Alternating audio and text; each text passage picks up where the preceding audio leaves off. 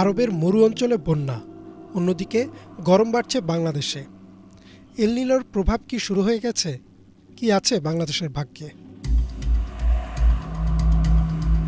2023 সাল থেকে গবেষকরা ধারণা করেছিলেন যে 2024-এ আসবে ভয়াবহ এল নিনো।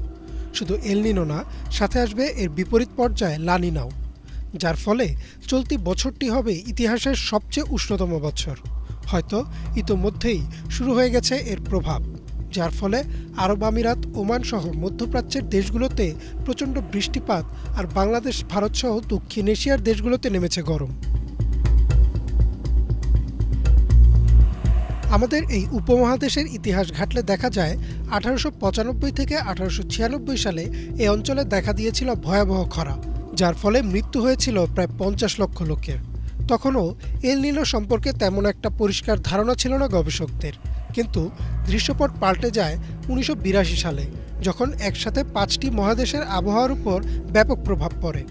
এরপরেও পৃথিবীতে বেশ কিছুবার এল নিনোর প্রভাব পড়েছে, তবে ধারণা করা হচ্ছে চলতি বছর আসতে পারে এল নিনোর সবচেয়ে ভয়াবহ রূপ।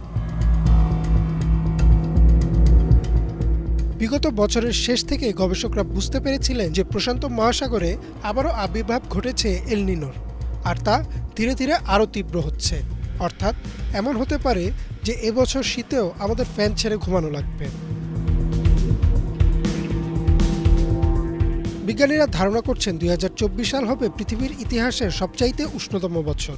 ভূপৃষ্ঠ উত্তপ্ত হয়ে যাবে, দেখা দিবে অনাবৃষ্টি আর খরা, আর কিছু কিছু অঞ্চলে দেখা দেবে প্রচণ্ড বৃষ্টিপাত, পাহাড়ি ঢল আর বন্যা, যার প্রভাব হয়তো শুরু হয়ে গেছে ইতোমধ্যেই। আরব আমিরাতে হঠাৎই প্রচণ্ড বৃষ্টির ফলে দেখা দিয়েছে জলাবদ্ধতা, ওমান ও কাজাকিস্তানে দেখা দিয়েছে বন্যা। অন্যদিকে বাংলাদেশে গ্রীষ্মের শুরুতেই তাপমাত্রা পৌঁছে গেছে 40 ডিগ্রির কাছাকাছি, যদিও মাঝে মধ্যে আকাশ অন্ধকার করে নেমে আসছে কালবৈশাখী সহ শিলাবৃষ্টি, কিন্তু তাতেও কমছে না গরমের তীব্রতা। আবহাওয়া অফিসের মতে এই তীব্রতা আরও বাড়ার আশঙ্কা রয়েছে, আর গরমের তীব্রতা বাড়লে অসময়ের নিম্নচাপ বা ঘূর্ণিঝড়ের আশঙ্কাও বেড়ে যায় কয়েক গুণ।